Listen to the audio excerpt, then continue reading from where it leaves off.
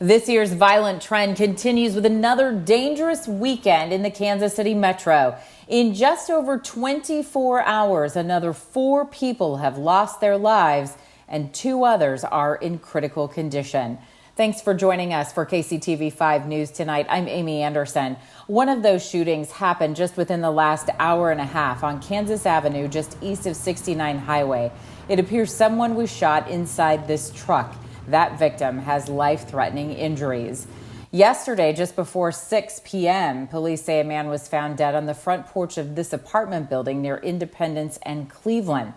Around 1:30 this morning, investigators say a man was killed after he was attacked in his car at 40th and Jackson.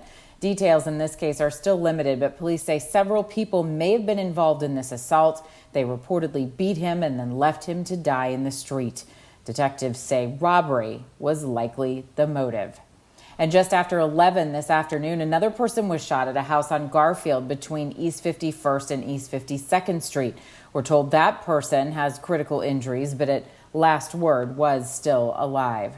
Over on the Kansas side, police say a man was killed in a seemingly random attack inside his garage near North 72nd and Lathrop in KCK. 43-year-old Christopher Ingram and another man were working on cars when a man they didn't know walked up and started shooting. The individual got out of a vehicle, approached them, fired shots, returned to the vehicle and left. At this point, police have no possible motives and only a vague description of the suspect, just that he was wearing a hoodie. And a trip to the gas station ended in another deadly act of aggression in South Kansas City. This is the area near 85th and Woodlawn. Police say 2 men were arguing in the parking lot around 3 this afternoon when one of the men pulled a gun.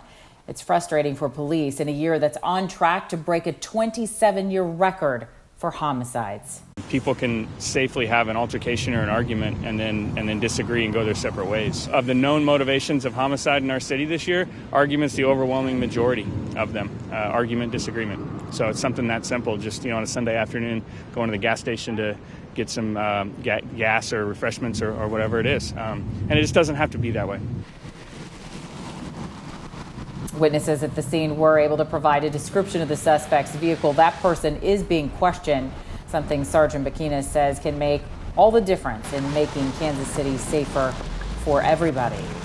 If the community was involved in this way in every case, and if they knew who was responsible and they told us every time, there'll be a lot fewer people running around free today that are responsible for hurting or killing somebody.